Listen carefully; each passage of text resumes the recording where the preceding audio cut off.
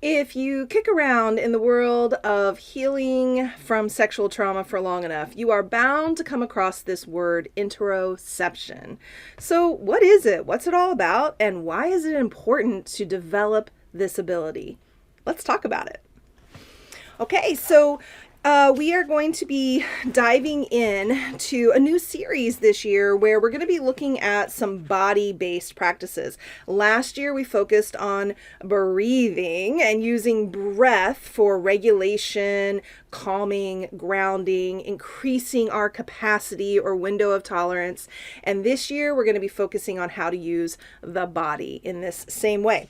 And this concept and idea of interoception is just super important. It's a foundation, a place to start from. So we're going to be referencing and using our trauma treatment toolbox book written by Jennifer Sweeten. Thank you, Jennifer Sweeten, for your effort and your labor in putting this magical book together for us.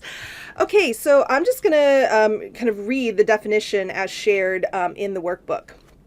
Okay. Ever notice your heart beating faster or your face suddenly feels hot? I'll add some other things. You start to sweat. You feel tightness in your chest. You feel a grumbling or an uneasiness in your belly. You feel tension or tightness in your muscles. This ability to feel inside. That's what interoception ultimately means. Feel inside of yourself and to be aware of your internal states is interoception. Okay, when you improve your interoceptive abilities, you can feel into your body and be more aware of how you feel, both physically and emotionally. Interoception can include things like detecting hunger or pain, but it also includes awareness of internal states that tell us which emotions we are feeling. With strong interoceptive abilities, we can detect and monitor internal states and sensations, which in turn alert us to early signs of emotions. That's super important. Really take that point in. A big piece of nervous system regulation, remaining grounded, not getting into high states of activation, is being able to sense as quickly and as soon as possible that shit is not right now, right? Things are going off the rails, okay? Early signs, early detection. Okay. And of course, all emotions are experienced in the body as well as in the mind. Okay, so we have the physiology of emotions, our heart racing, tears, shaking, tension, queasiness. But then we have the thought that is then tied into the feelings. And it very much is a feedback loop. Okay, your thoughts very, very much impact how you feel. We'll maybe talk more about that down the road. When we can feel into our bodies and become aware of how we are feeling, even at subtle levels, we are then better able to manage those emotions. So a lot of times people talk to me about, I feel like I just get overwhelmed by emotions. They take control of me. I'm afraid to feel anything because it's just going to be too much. It's going to be overwhelming. It'll be like opening up the floodgates and all of these things coming in. Okay, but when we have this interoception and we have this attunement, we are better able to manage, monitor, steward our emotions. And that happens because we're able to intervene earlier. I know you all know this feeling. I'm angry, but I'm not going to say anything about it. Or I'm just going to ignore it. Or maybe I don't even notice that I'm angry about something and I'm just trucking along in my day. And then I'm feeling angry more. But maybe I'm still not noticing it. Or maybe I'm just trying to ignore it. And then by the end of the day, you lose it. The top pops off and you are ragey angry. Whereas if you had noticed and been with that anger in the very first moment, it wouldn't have led to that escalation and that overwhelm and that disproportional anger that you're now feeling and expressing. Intervention, early intervention is so important. And we use interoception to support early intervention. Okay. So the exercises that we're going to be doing are all about helping you to develop this ability to notice internal states and then to use that information to regulate emotions before they become overwhelming. Okay. So it is very, very true that those of us who have experienced sexual trauma can feel very disconnected from the body and from the awareness that we're talking about. Sometimes people will describe it as I am alive from the neck up and dead from the neck down. Like I don't have any sensation or awareness. There's lots of numbness. People bypass, override, ignore, or don't even notice signals and cues like pain, hunger, thirst, desire, needs. Okay, so, that kind of shutting down and that dissociation is a really important way to survive trauma. But if we get stuck in that state of being and we're not able to feel inside and notice our internal states, then we're going to miss a lot of really important cues. Everything from just being able to nurture and care for ourselves and keep ourselves healthy. Like, ooh, I really need to stretch today. Oh, I really need to take a moment to get outside and breathe some air. Gosh, I haven't been breathing. I need to take some breaths. Goodness, my heart's starting to race. What's that all about? Let me get curious about that. Okay, so we really have to develop this capacity. It's so important. And being able to name and notice what we are feeling at any given moment is also super crucial. I feel like I had another thought coming through and it's gone away, so we're going to move on. Maybe it'll pop back. Okay, so, what I was thinking was that interoception is all about feeling inside yourself, but that then makes it possible for you to externalize or to then express to people around you.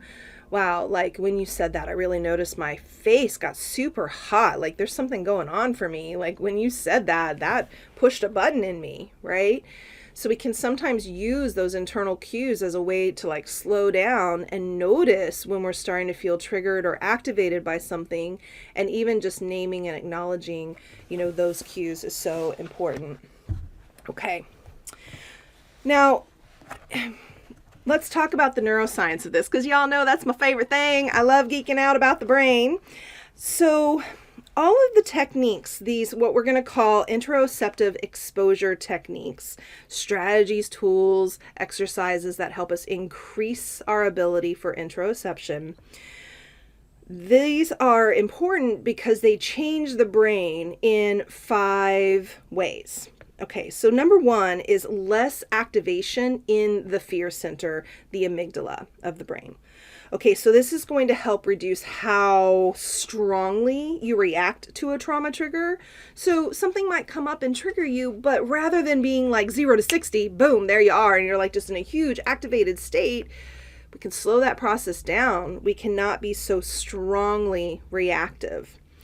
It reduces the stress response and increases the relaxation response. If any of these terms aren't familiar to you, then I just go back earlier into the series. I talk more about the differences here.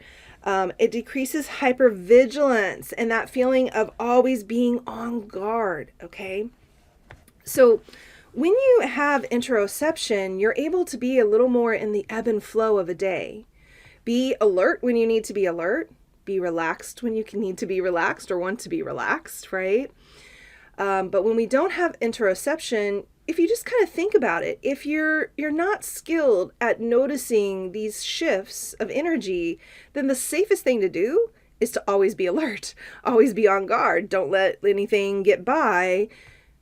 And so you stay in that highly activated state. Okay, the next way that the brain changes as a result of interoception is more regulated activation of the interoception center, which is the insula of the brain.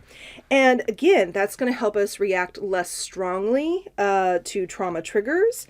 It also plays a big role in reducing anger and emotional outbursts, whether that emotional outburst is anger or sadness or grief or frustration, whatever the emotional tie is, it's going to really help us get to a reduction of that. Because exactly as I was saying earlier, we start to have more early intervention and awareness. And so it decreases that storing it up, storing it up, storing it up, storing it up. Boom. Okay, so we're going to have fewer outbursts, reduces dissociation and numbing.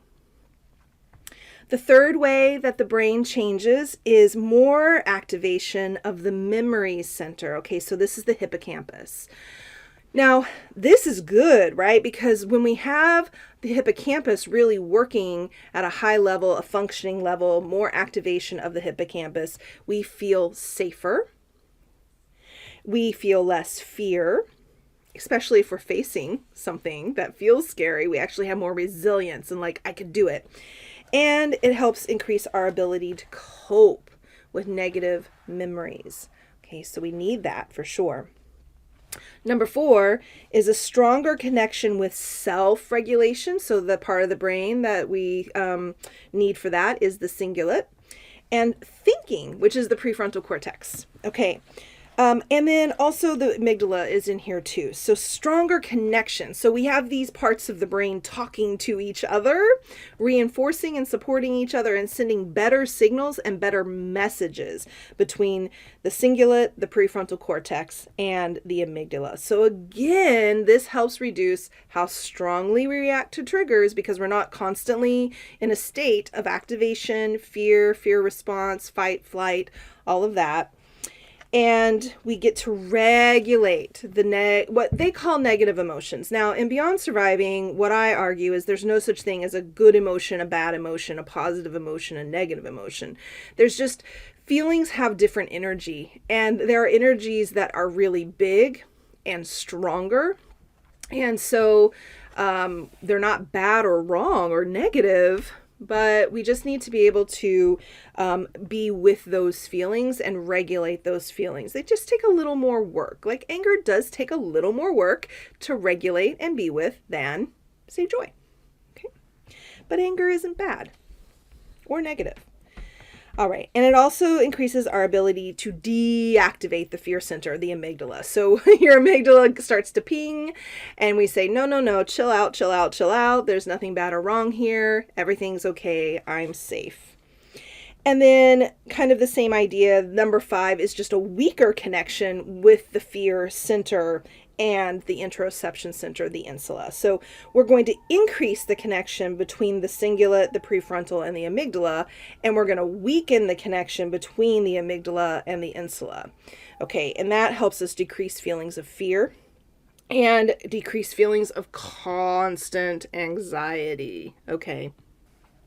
So these are some really beautiful, powerful outcomes of building our capacity and ability for interoception. And so I'll be bringing you videos throughout the year of body-based practices that are going to support developing this. So as always, if you have questions, comments, ahas, I'd love to hear them.